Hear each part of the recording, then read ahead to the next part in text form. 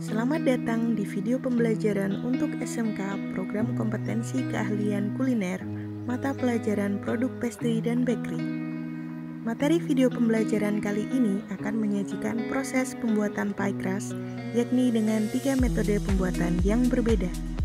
Setelah menyaksikan tayangan video pembelajaran ini, peserta didik diharapkan mampu menyebutkan pengertian pie, mengklasifikasikan macam-macam pie, menjelaskan metode pembuatan pie dengan metode creaming, metode flaky dough, dan metode millie dough, mengidentifikasikan bahan dan alat yang digunakan dalam proses pembuatan pie, mampu mengaplikasikan proses pembuatan pie dengan tepat, serta mampu mengidentifikasikan kesalahan dalam pembuatan pie.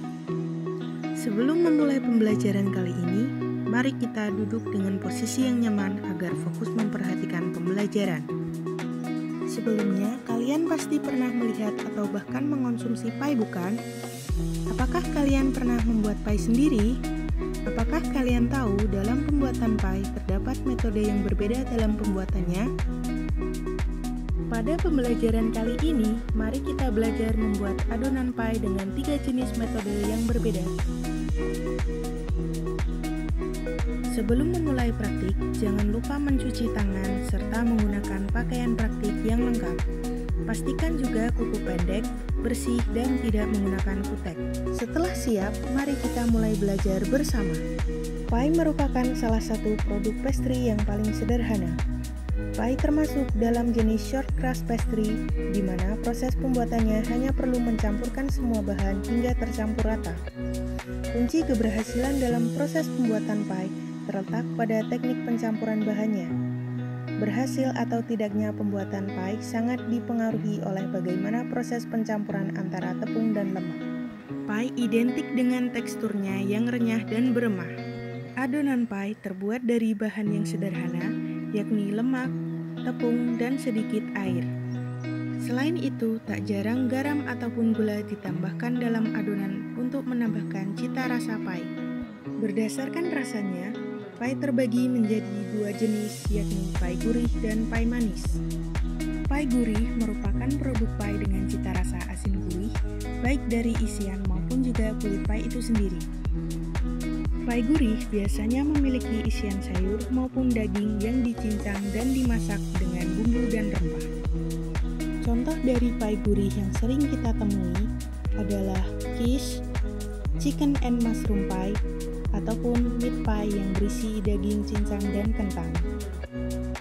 Sedangkan pie manis adalah pie yang memiliki rasa manis dengan isian atau topping seperti selai, coklat, susu, custard, ataupun buah-buahan. Contoh dari pie manis yang sering kita temui seperti pie susu, pie buah, dan apple pie. Dalam proses pemanggangannya, pie diklasifikasikan menjadi 2 jenis, yakni baked pie dan pre-baked pie. Perbedaan dari keduanya terletak pada tahapan pemberian isian atau filling pie. Untuk baked pie, kulit yang telah dicetak kemudian akan langsung diisi dengan isian pie dan di oven. Contohnya seperti pie susu, apple pie, pumpkin pie, meat pie, dan sebagainya. Sedangkan untuk pre-baked pie, kulit pie yang telah dicetak kemudian langsung di oven tanpa diberi isian. Pemberian isian dilakukan setelah kulit pie matang. Isiannya dapat dikreasikan seperti misalnya coklat, custard, cream cheese, ataupun buah-buahan segar. Pie dibuat dengan mencampurkan semua bahan. Pencampuran adonan pie dilakukan dengan memperhatikan beberapa hal agar pie yang dihasilkan memiliki kualitas tekstur yang baik. Mari kita perhatikan penjelasan berikut ini. Pembuatan adonan pie dapat dilakukan dengan 2 metode pencampuran, yaitu creaming dan rub-in, atau dalam bahasa Perancis disebut dengan metode sablage. Pencampuran dengan metode creaming diawali dengan mencampurkan lemak dengan gula dan telur hingga gula larut dan tercampur rata. Setelah itu dicampurkan dengan bahan kering, yakni tepung terigu.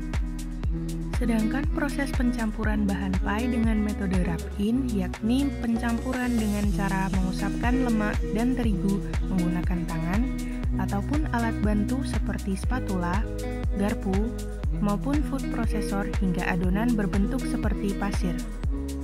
Pada dasarnya, dalam membuat pie, kita tidak perlu mengaduk adonan hingga kalis agar menghindari terbentuknya gluten. Gluten akan menyebabkan hasil pie bertekstur keras dan alot. Tetapi bukan berarti dalam pembuatan pie kita tidak memerlukan gluten sama sekali. Gluten tetap dibutuhkan dalam kadar yang cukup agar kulit pie memiliki struktur yang kokoh dan dapat dibentuk. Pada metode pencampuran rub-in terbagi lagi ke dalam dua jenis, yaitu flaky dough dan mealy dough. Pada metode flaky, lemak atau mentega yang dingin akan dipotong-potong dan diusapkan bersama dengan tepung hingga bongkahan lemak terlapisi dengan tepung.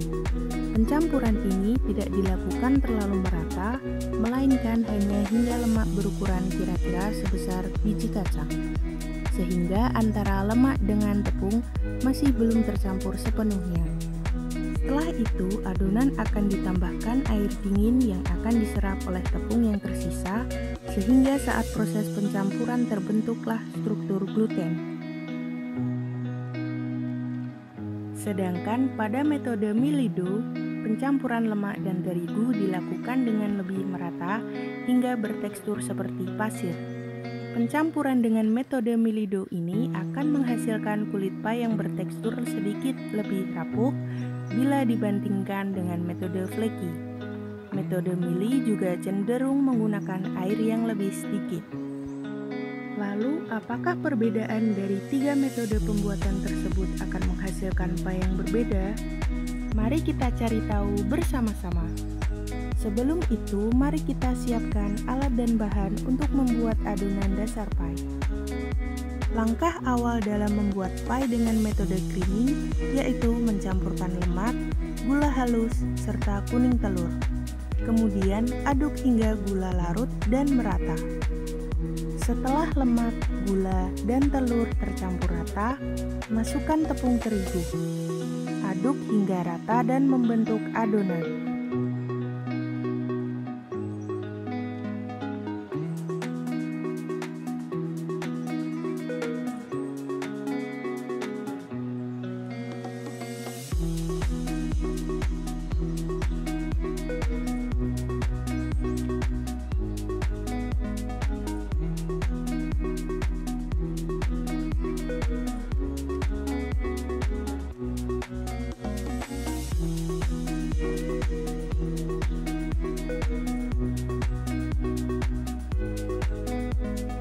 Selanjutnya, cetak adonan ke dalam loyang yang telah dioles dengan mentega atau margarin. Setelah itu, tusuk-tusuk bagian dasar pie dengan garpu untuk mencegah pie mengembang saat di oven. Panggang pie dengan suhu 170-180 derajat Celcius selama 10-12 menit atau sampai berwarna keemasan. Setelah matang dan berwarna keemasan, keluarkan pie dari oven. Selanjutnya, kita akan melakukan pencampuran adonan dengan dua metode yang berbeda, yaitu mealy dan flaky dough. Secara garis besar, kedua metode memiliki tahapan yang hampir sama. Perbedaan dari kedua metode mealy dan flaky terdapat pada tingkat pencampuran bahannya. Pada tahap pertama, untuk metode mealy, kita campurkan tepung terigu, mentega, margarin, gula halus, dan garam. Campur dengan menggunakan ujung jari atau juga bisa menggunakan garpu. Untuk metode mealy, bahan dicampurkan hingga merata dan bertekstur seperti pasir. Setelah itu, masukkan air dingin sedikit demi sedikit sambil diaduk perlahan. Campur adonan pie hingga merata. Setelah merata, masukkan adonan ke dalam plastik untuk diistirahatkan selama kurang lebih 15 menit di dalam chiller. Selanjutnya, untuk metode flaky dough, kita campurkan tepung terigu, mentega, margarin, gula halus, dan garam. Kemudian, campurkan bahan menggunakan ujung jari atau garpu. Pencampuran adonan cukup dilakukan hingga lemak berbentuk bongkahan sebesar kacang. Bongkahan lemak yang belum tercampur rata inilah yang nantinya akan membuat tekstur pie menjadi flaky dan berunggah. Setelah itu, masukkan air dingin sedikit demi sedikit hingga adonan cukup lembab. Penambahan air dingin pada metode flaky dough cenderung lebih banyak karena daya serap air yang lebih tinggi yang disebabkan karena sisa tepung yang tidak terlalu rata.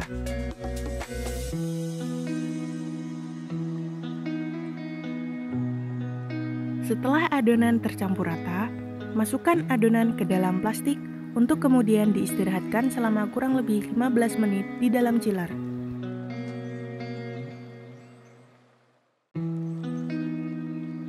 Sambil menunggu adonan diistirahatkan, oles loyang pie dengan mentega atau margarin hingga rata. Setelah adonan diistirahatkan, pipihkan adonan menggunakan rolling pin. Taburi permukaan meja menggunakan sedikit tepung agar adonan tidak lengket. Gilas adonan hingga mencapai ketebalan sekitar 0,5 mm. Penggilasan adonan dilakukan dengan perlahan agar adonan tidak sobek dan ketebalan adonan merata. Setelah mencapai ketebalan yang diinginkan, pindahkan adonan ke loyang yang telah diolesi dengan mentega. Rapikan adonan hingga ke sisi-sisi loyang agar terbentuk kulit yang rata dan rapi. Sisa adonan berlebih dapat kita hilangkan dengan dipotong menggunakan pisau atau juga dengan tangan. Setelah adonan tercetak, tusuk-tusuk dasar pie dengan garpu agar permukaan pie tidak mengembang saat di oven dan hasil pie akan lebih rata. Sebelum pie di oven, istirahatkan pie ke dalam chiller selama 5-10 menit untuk mengurangi penyusutan saat kulit pie di oven. Setelah diistirahatkan, pie siap untuk di oven. Oven pada suhu 180 derajat Celcius selama kurang lebih 12 hingga 15 menit.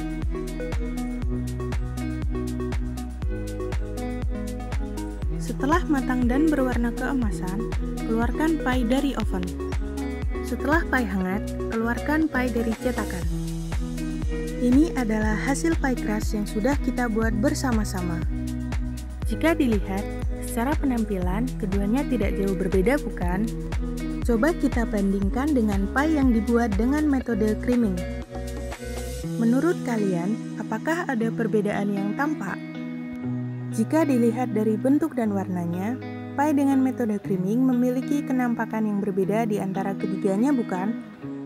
Jika kita perhatikan, hasil pie dengan metode creaming memiliki warna yang lebih keemasan dikarenakan penggunaan gula dan kuning telur di dalam adonannya. Kulit pie yang dibuat dengan metode creaming lebih memiliki tekstur yang kokoh jika dibandingkan dengan tekstur pie dengan metode flaky ataupun millie. Selain itu, pie ini memiliki sedikit remah, bahkan hampir tidak ada. Rasanya pun tentu lebih manis karena komposisi gula yang digunakan lebih banyak. Maka dari itu, pie ini lebih cocok dipadukan dengan isian manis seperti custard, coklat ganas, buah, dan lain-lain. Selanjutnya, mari kita coba bandingkan hasil pie yang dibuat dengan dua metode wrap-in, yaitu flaky dan millie. Apakah kalian melihat perbedaannya? Jika dilihat secara kasat mata, keduanya sangat mirip, bukan? Namun jika kita perhatikan lebih teliti, pada tekstur keduanya terdapat sedikit perbedaan. Pada pie dengan metode flaky, memiliki tekstur yang cenderung beremah dan memiliki rongga yang lebih banyak jika dibandingkan dengan metode millie. Hal ini disebabkan dari hasil lapisan lemak yang tidak tercampur secara merata. Lemak yang tidak tercampur tadi akan menghasilkan lapisan-lapisan saat dipipihkan, dan ketika di oven terbentuklah rongga-rongga seperti yang terlihat. Pie ini memiliki rasa gurih dan beremah.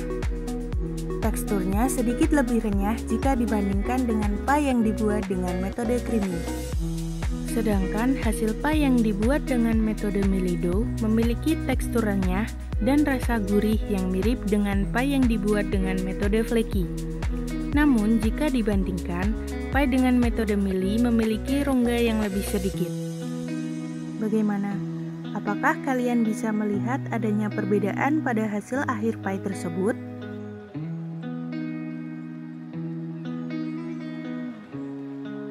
Setelah melihat hasil ketiganya, dapat kita simpulkan bahwa metode creaming dalam pembuatan pie menghasilkan tekstur pie yang lebih kokoh, tidak terlalu beremah, dan lebih cocok digunakan untuk produk pie manis. Sedangkan pada metode flaky dan mealy, keduanya memiliki karakteristik yang sama. Hanya saja, pie dengan metode flaky memiliki rongga yang lebih banyak jika dibandingkan dengan metode mealy. Keduanya juga memiliki rasa yang gurih, sehingga cocok dipadukan dengan isian gurih ataupun manis. Setelah kita mempraktikkan pembuatan pie bersama-sama, apakah kalian bisa menyebutkan apa saja hal-hal yang perlu diperhatikan dalam membuat pie? Mari kita ulas bersama-sama.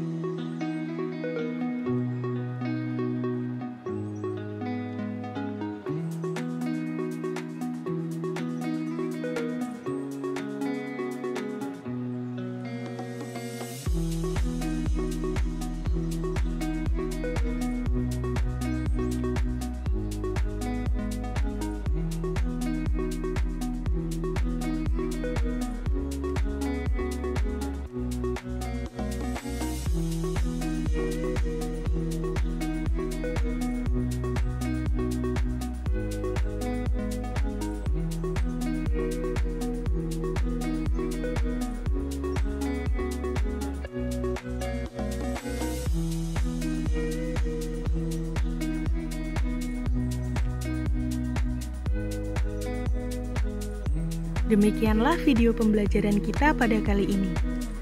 Pelajari dan latihlah terus kemampuan kalian dalam membuat produk short pastry agar semakin mahir dalam membuatnya.